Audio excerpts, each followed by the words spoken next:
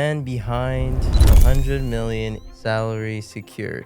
What would you tell like that 17, 18-year-old that is about to get out of high school? What would you tell them? Biggest thing that helped, focusing on skills, investing in yourself, and building yourself. Keep taking action, little action here and there. Like, you just get better. Momentum is one of the few things that you cannot buy. Like you said from earlier, momentum's super important. If you're the smartest person in the room, you're not in the right room. That's what people say. How do you position yourself to provide value? Like, not expecting nothing in return. So if you're able to, like, for example, connecting people, I do a lot of that. When you're connecting good people with good people, and then they'll get value from that, but they associate that with you as well.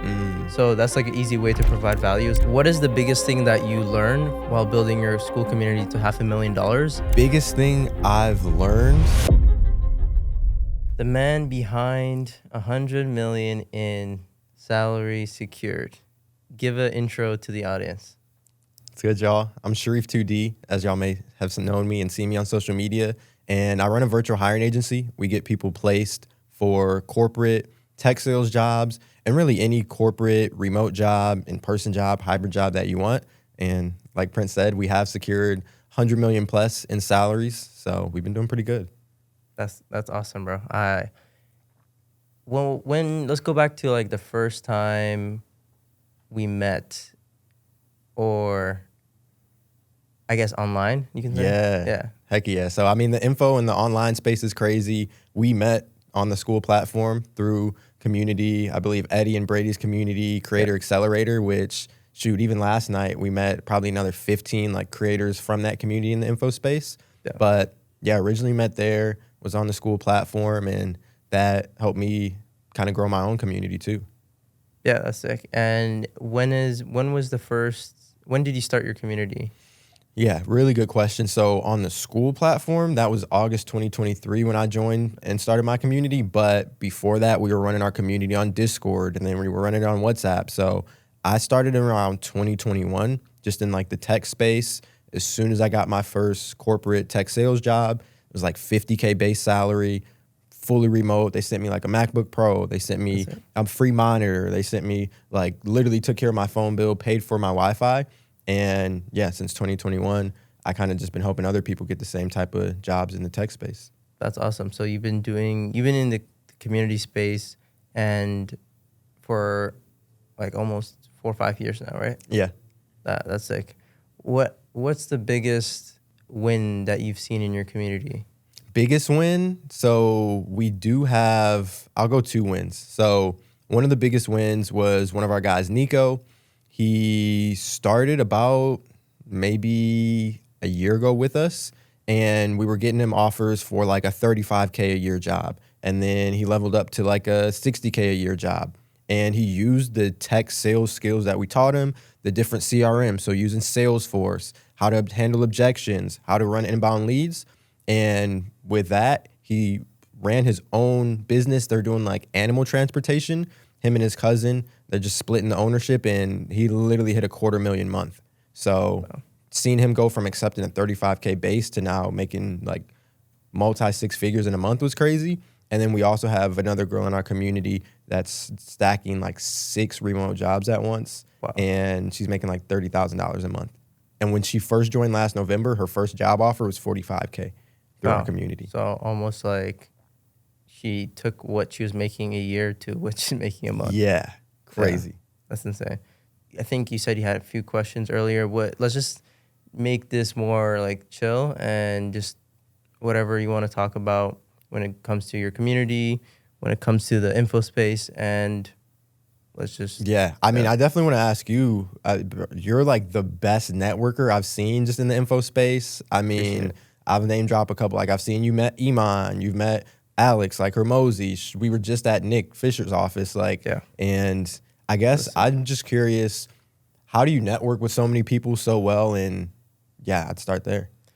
First is this came natural to me. So like a lot of people try to manufacture it. So I actually genuinely enjoy outside of work, meeting people and getting to know them. And just like one thing that clicked is like when I started traveling a little bit is everywhere I went, why don't I just meet people that I know or people from my audience and then just in general, I go to those places for masterminds and different events.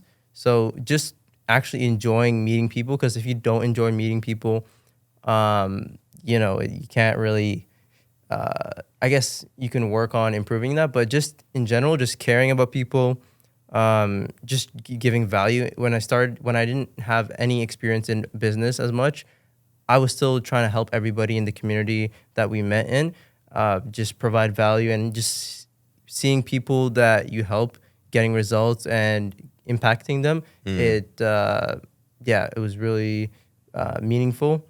And yeah, so in simple, I think I made a story on this, is just caring about meeting people, and just finding some like joining more groups, like keep joining more communities, masterminds, and just going out of your way, going out of your hometown, visiting different That's a places. hack.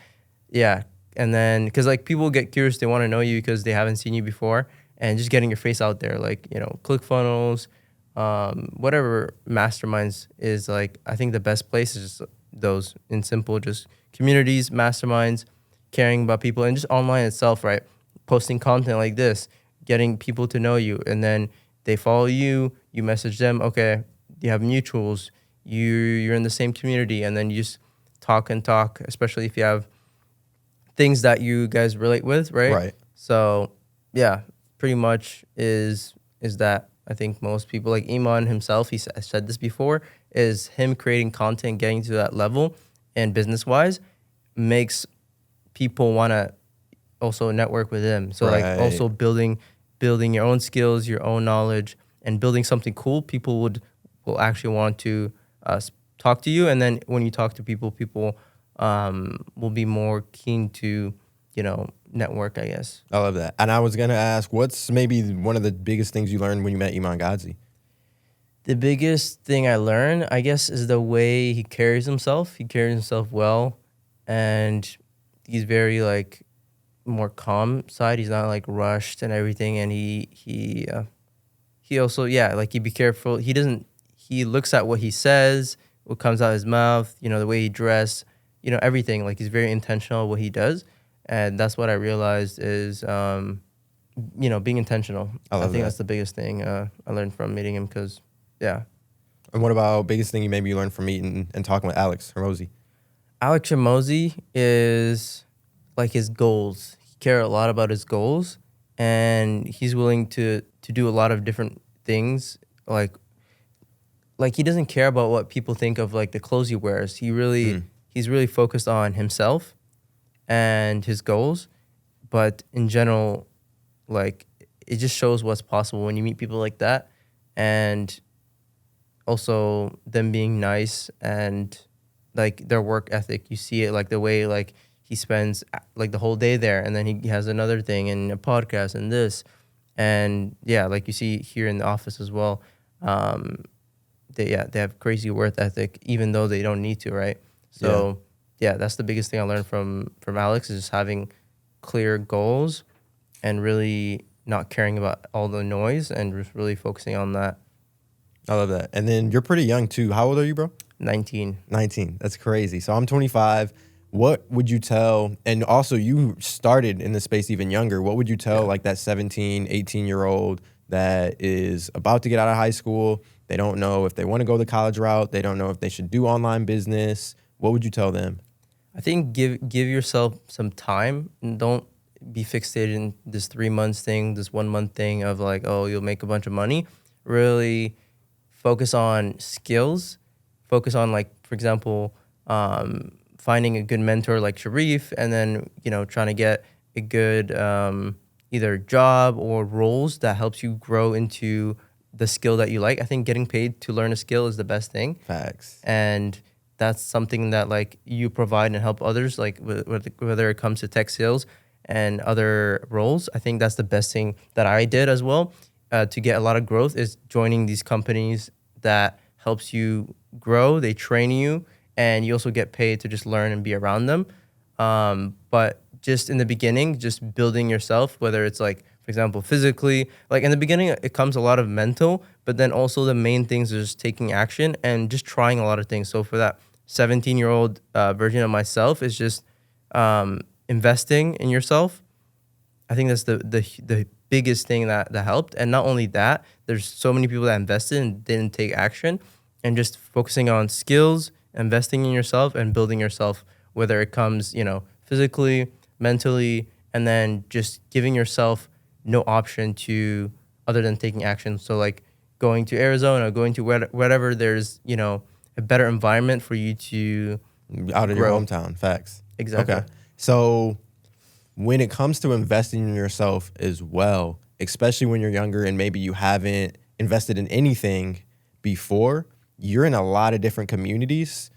I've been in a lot of different communities. How do you distinguish and vet a good potential community or a good potential mentor and see if it's worth even your money to invest? Because the info space, some people have a bad rep on it. Some people say it's scammers. Some people are like, bro, it's another course seller. Yeah. So like, how do you decide? I think the advice that I got that was good for this was from Hormozi, where he said it takes about, I guess, 7 days, and basically 7 days or more if you need. But you look at if you first like them, and if their free content actually gives you value, and you're just like, oh, I never thought about it this way, and sometimes even better if it gets you results, the chances that their paid thing will be worse or won't give you as much value, it's a lot decreased. If their free stuff is giving you a ton of value, there's a very high chance that their paid stuff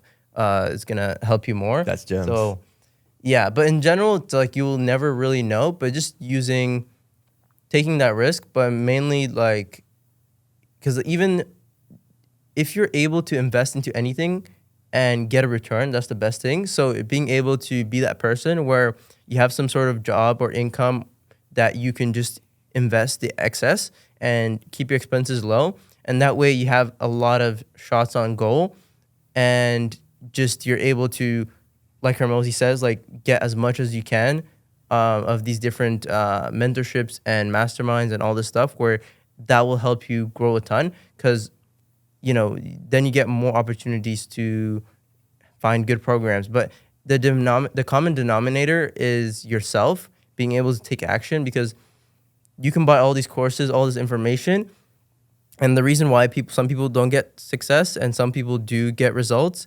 is them taking action. So you need to have that mindset, like, oh, is this course or community or program going to be good? Or like, you won't be 100% sure, never. So you need to be able to, whatever investment, good or bad, learn from it and be the best student there. And then you'll just find an ROI in a longer time horizon. So just taking the risk, having some sort of income that comes in. Of course, if it's like, the money that you really need, it'll be harder. But if you have work at tech sales, work whatever that you can, especially it's better to work on things that you want to grow your skills in. Then you'll be able to just like have excess money to reinvest. But yeah, and simple is being able to, would you say be the best student? Be the best student and making sure to take an ROI, but then just do your research a little bit. But it's better to take bad action than no action. Facts. So whether it's good or bad, just always don't, Hormozi says mental masturbate, so don't do that. Facts. And yeah. Facts. Only just rage bait. Rage bait. So on that note, we talk about being a best student and ROI, return on investment.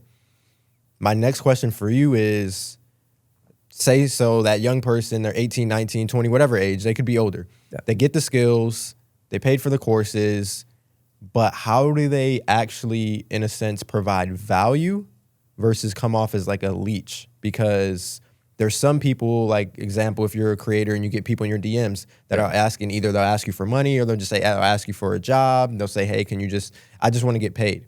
Yeah. But what I've seen, the way that you are a student, in a sense, you almost provide value and you come off in a way where, these top individuals want to work with you. So like, how do you position yourself to provide value, and what does like that mean to you? I think it's just thinking of like not expecting nothing in return, because that's actually how I think for the most part. And finding there's always, like even Bill Gates, there's always gaps of things that people need and they need to work on or improve.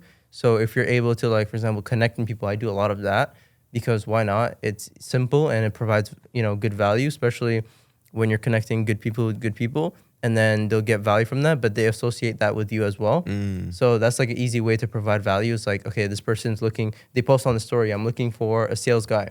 And if you know a friend that's a sales guy, you can just connect them or just tell him, your sales guy, that this person is looking for a sales guy. And they'll tell them, they might ask, like, how did you find me? And then I like that. So So, basically, like, being the middleman. being a middleman, is like, how it you doesn't do take it. too much time, and it provides value to both parties, right?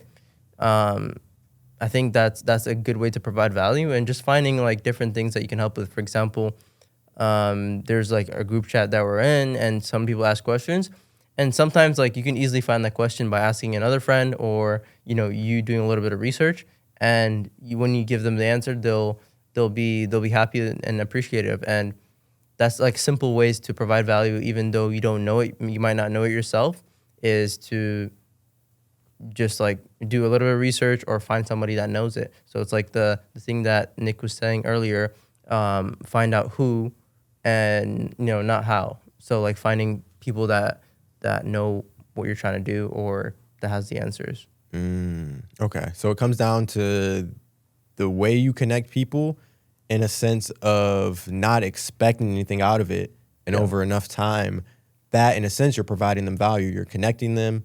And like you said, you're the person that they now think of once their problem's solved.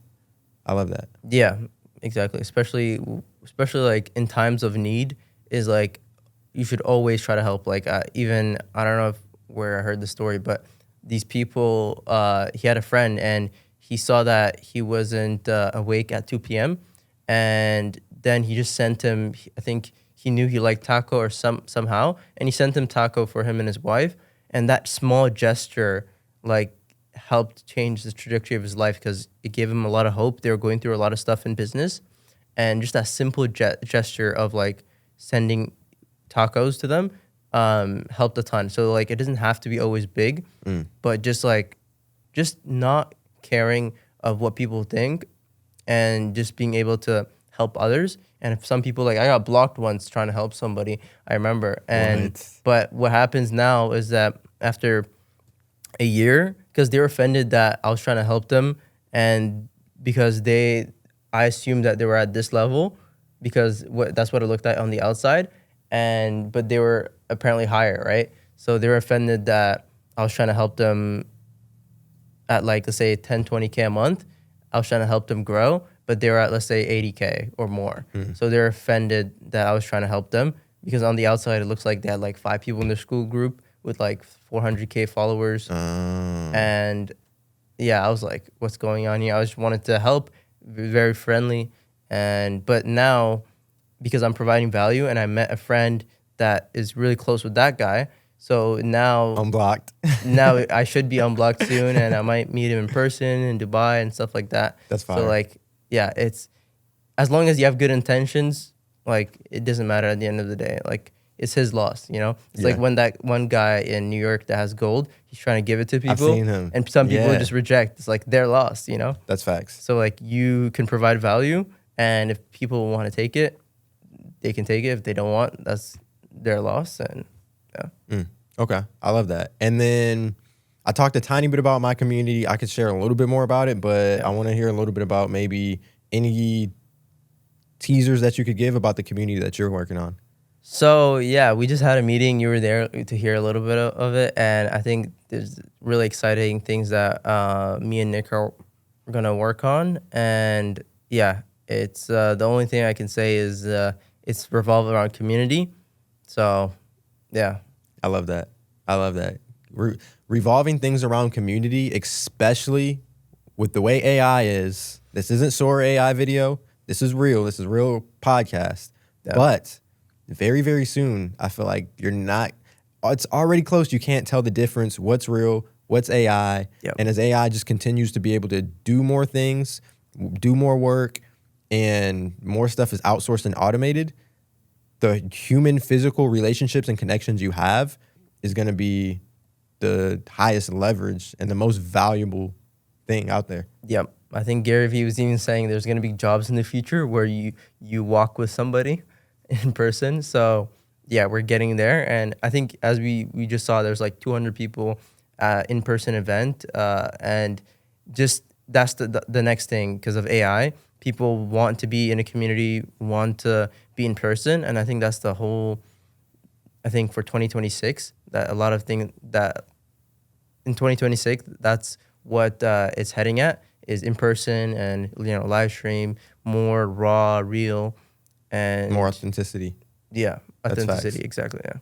That's facts. Yeah, I think I said it on the last podcast I did. We're in a trust recession, and the easiest way to weed out bullshit is have someone right in front of you, and you can really tell if they're real, if they actually know their stuff, if they don't. So I definitely agree. I feel like one, AI, and then also the last really 5 years, most people have been, in a sense, like quarantine. They've kind of been away from those real interactions. They've been away from other people. So there is going to be a big need. I think 2026, like you said, just that in-person connections, authentic live streams, and as well, I always think sales is going to be the biggest thing that just keeps growing, the biggest skill to have. Yeah.